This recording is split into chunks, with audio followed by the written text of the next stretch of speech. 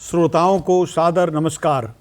वाराणसी दूरदर्शन की ओर से आज हम अपने श्रोताओं को काशी की सर्वाधिक महत्वपूर्ण यात्रा पंचकोश यात्रा से परिचय कराने के लिए उपस्थित हैं।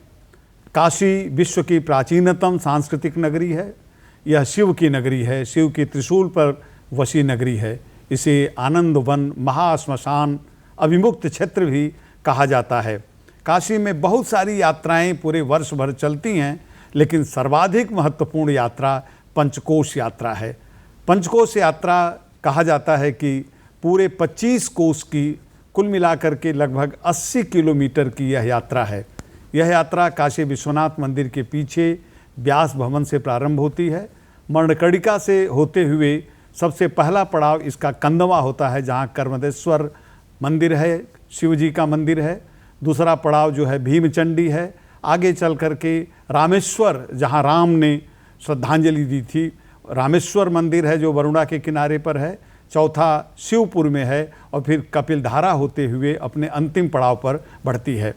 इस पंचकोश यात्रा के विभिन्न पड़ावों पर स्थित जो शिव के मंदिर हैं वो ऐतिहासिक, पौराणिक, सभी दृष्टियों से बहुत बहुमूल्य मंदिर हैं। वो ऊर्जा के केंद्र हैं।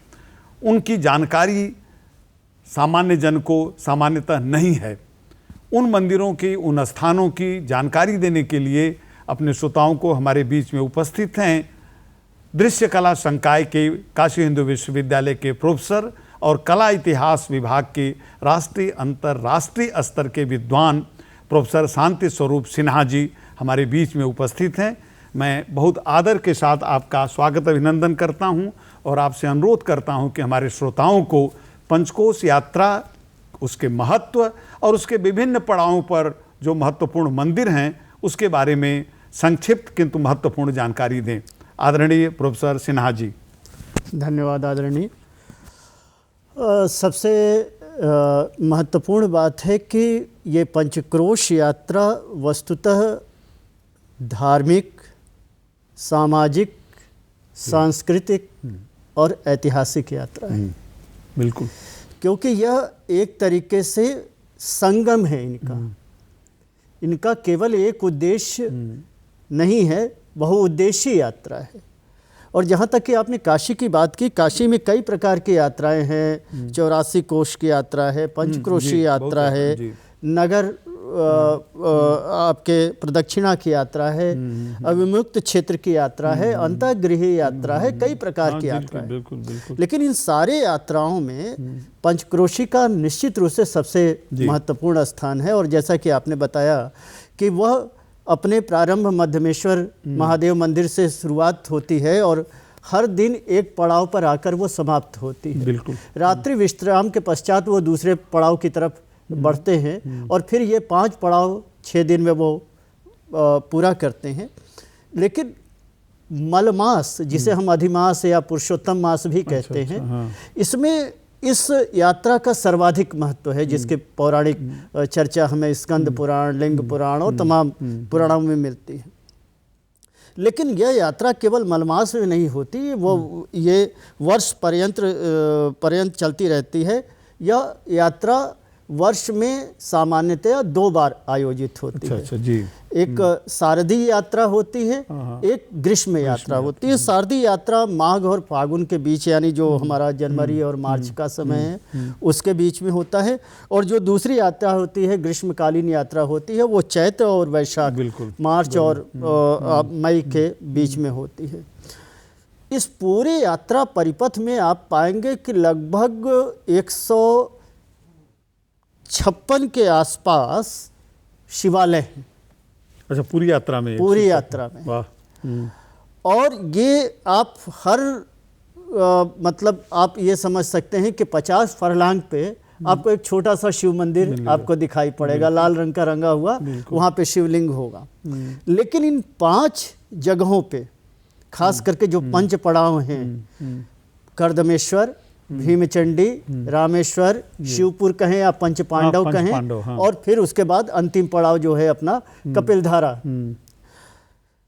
इन 5 पड़ावों पे जो सबसे महत्वपूर्ण बात है कि काशी का जो सर्वाधिक प्राचीनतम और पूजनीय मंदिर है, जो परंपरा में आज भी पूजनीय है, वो है कर्दमेश्वर मंदिर। और ये गढ़वाल पीरियड का है, पहला जो पड़ाव है, पहला पड़ाव जी, है। जी। ये 12वीं सदी का है और ये कई दृष्टियों से महत्वपूर्ण है। वहाँ जो हमें आर्टिफैक्ट मिलते हैं वो ये बताते हैं कि यह स्थान कम से कम गुप्त काल से यह रहा होगा।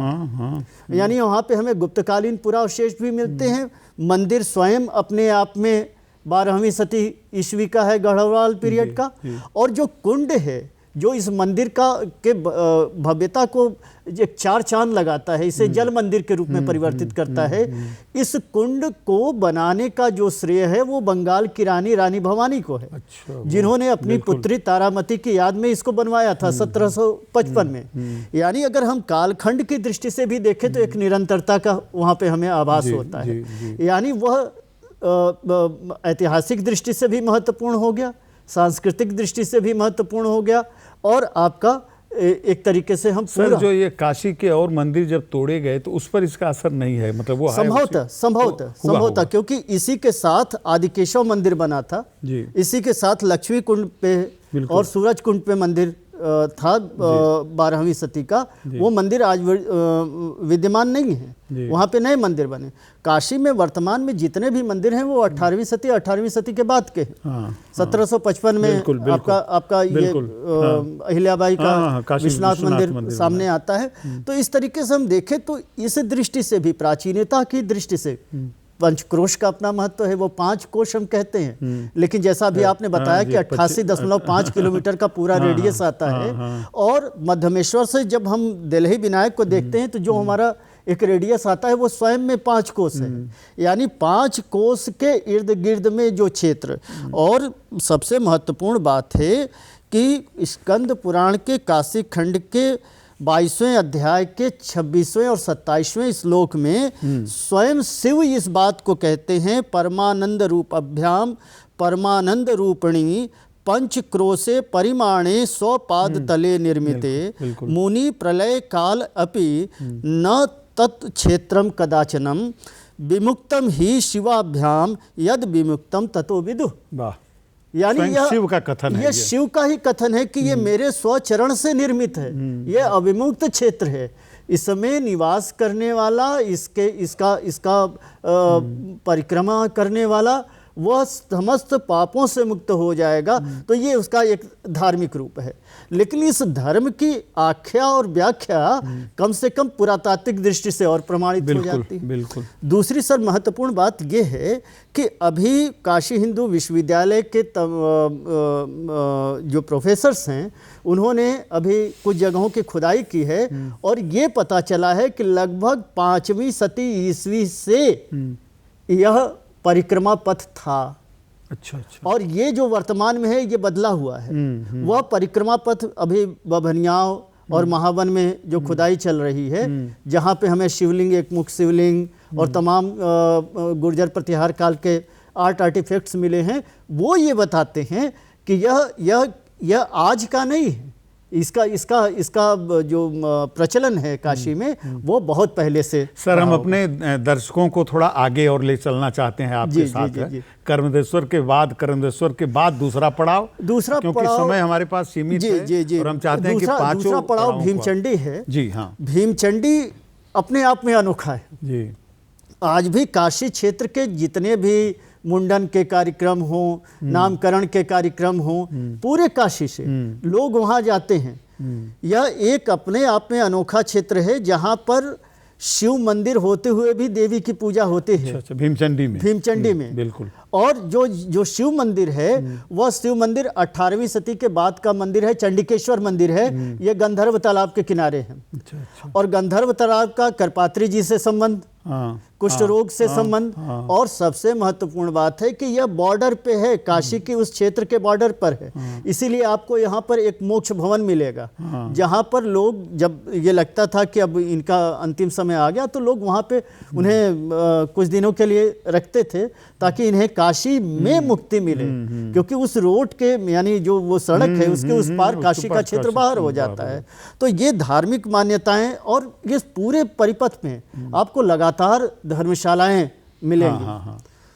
अब हम आते हैं जरा तीसरे पड़ाव की तरफ। सर, इसमें एक बीच में थोड़ा सा संदेह अपना व्यक्त करना चाहते हैं। ये धर्मशालाएं और ये मंदिर किसने बनवाए होंगे? कुछ अनुमान आपका इतिहासविद के रूप में है, फिर आगे हम बढ़ देंगे एक लाइन में। 18वीं सदी का काल काशी के पुनः सांस्कृतिक उत्थान का काल था। बहुत अच्छी बात जी। जिसमें 2 रानियों का सर्वाधिक योगदान है, रानी अहिल्याबाई और नाटौर की रानी भवानी। इन्होंने एक पूरी सांस्कृतिक चेतना पूरे काशी में जागृत कर दी। इसीलिए हजारों कुंड, सैकड़ों कुंड, मंदिर, धर्मशालाएं, और ये पूरी कथा तो आप जानते ही हैं वो रानी भवानी के। तो ये उसी काल में तमाम धनाढ़ जो सेठ थे उन्होंने इसको निर्मित कराया, और फिर यहाँ के जो मठ और तमाम वो थे उनके भी अपने योगदान है। ये तो सर मैंने बीच में हस्तक्षेप किया था। अब भीमचंडी के बाद आगे बढ़े, बहुत महत्वपूर्ण है। तो अब हम आते हैं तीसरे पड़ाव, रामेश्वर। रामेश्वर एक तरीके से प्रकृति का उपहार है। बिल्कुल अपने आप में। एक तरफ वरुणा के संगम पर रानी भवानी का बनाया हुआ वो जो कुंड, वहां पे न होते हुए भी कुंड का परिदृश्य उपस्थित होता है। वो जो पुल आप देख रहे हैं, और ये एक ऊंचे अधिष्ठान पे बना हुआ मंदिर है। महत्वपूर्ण यह है कि 12वीं सदी का जो कर्दमेश्वर मंदिर है उसके बाह्य दीवारों पे आप तमाम मूर्तियां देखेंगे, लेकिन जब 18वीं सदी के बाद मंदिर बनने लगे तो इनके बाह्य दीवारों पे मूर्तियां बननी बंद हो गई। लेकिन अंदर में शिवलिंग के साथ 4 अन्य देवताओं की स्थापना, ये पंचोपासना का स्वरूप बना। और यही नहीं, इन मंदिरों की अगर आप रचना देखेंगे तो ये एक तरीके से सर्वतोभद्र प्रकार है। सर्वतोभद्र यानी जो चारों तरफ से शुभ हो, मंगलकारी हो। और इसीलिए एक मुख्य द्वार के साथ साथ 3 द्वार आपको और मिलेंगे 3 तरफ, चाहे वो प्रक्षेपक के रूप में हो या पूरी तरह से खुले हो। तो ये 4 द्वार की जो परिकल्पना है, और यही 4 द्वार की जो परिकल्पना है आप नेपाली मंदिर में भी देख सकते हैं। तो ये सर्वतोभद्र का मसला है। सर आगे बढ़े फिर हम। हाँ, फिर उसके बाद हम आते हैं रामेश्वर के बाद। जो पंच पांडव है ये नवनिर्मित है, लेकिन यहाँ के जो हमें चीजें मिलती हैं वो बताती हैं कि कम से कम यह 16वीं 17वीं से तो अस्तित्व में था ही। ये 5 उन्होंने शिवलिंग भी स्थापित किया। 5 शिवलिंग वो बढ़ते से घटते क्रम में है। वो 5 पांडव इसीलिए नाम है, युधिष्ठिर, भीम, नकुल, सहदेव और अर्जुन के वो जो 5 वो एक शिवलिंग के माध्यम से। इसीलिए वहां पे आप देखेंगे कि द्रौपदी कूप भी है, वहां स्नान करने की परंपरा है। हाँ, तो ये पूरा क्षेत्र, उसके बगल में आपको पूरा कुंड मिलता है, मंदिर मिलता है। अब आते हैं हम अपने अंतिम पड़ाव, कपिलधारा। कपिलधारा कई दृष्टियों से महत्वपूर्ण। कपिलधारा में जो आर्टिफैक्ट्स वहां पे मिलते हैं, अभी मंदिर पे नहीं आ रहा हूं, केवल जो वहां पे मूर्तियां मिलती हैं, कम से कम मेरी मान्यता है कि कम से कम वहां पर 7वीं 8वीं सदी ईस्वी से तो वह अस्तित्व में था ही। वहां पे जो मूर्तियां मिलती हैं। दूसरी बात, जब अगर आप उस मंदिर को देखें तो वो भी काफी ऊंचाई पे बना हुआ है, और नीचे कपिलधारा। मान्यता ये है कि इसके बारे में ये कहा गया कि काशी खंड के 62वें अध्याय के 84वें श्लोक में ये कहा गया कि यह सीमा के बाहर है, लेकिन यह तीर्थमिदम है, यानी उसके बाद भी तीर्थ है। जबकि तो सर कपिलधारा के बाद फिर अंतिम वहां फिर मणिकर्णिका तक जाकर के समाप्त होता है। तक जाकर समाप्त 5 या 6 दिन का ये 6 दिन का 6 दिन हो जाता है। 6 दिन का 6 दिन और 5 रात्रि, इस तरीके से ये पूरा हो जाता है। हम तो आपसे और सुनना चाहते थे, और सचमुच प्रोफेसर सिन्हा ने हमारे अपने दर्शकों को, श्रोताओं को बहुत ही वैशिष्ट जो इन पंचकोश के पड़ाव हैं, उनके जो मंदिर हैं वो किस काल के बने हुए हैं, यह सामान्य जन को इसकी जानकारी नहीं है, और शायद पंचकोश का इतना महत्व है। और सबसे बड़ी बात यह है कि जिस तरह से मई जून के महीने में आपने जिस यात्रा की बात कहा, मैंने देखा है नंगे पैर, भयंकर गर्मी है, पैर जल रहे हैं, लोग जा रहे हैं। एक आस्था का सैलाब गुजरता है पंचकोश के नाम से। सावन आने वाला है और यह माँ शिव को प्रिय है, यह माँ काशी को प्रिय है, यह काशी वासियों का अपना है। ऐसे में हम सभी लोग वाराणसी दूरदर्शन के माध्यम से पंचकोश की यात्रा का वैशिष्ट्य आपके माध्यम से जाने, सुने। हमारे दर्शक और श्रोताओं को बहुत लाभ मिला। हम वाराणसी दूरदर्शन की ओर से आपके प्रति बहुत बहुत आभार व्यक्त करते हैं। धन्यवाद।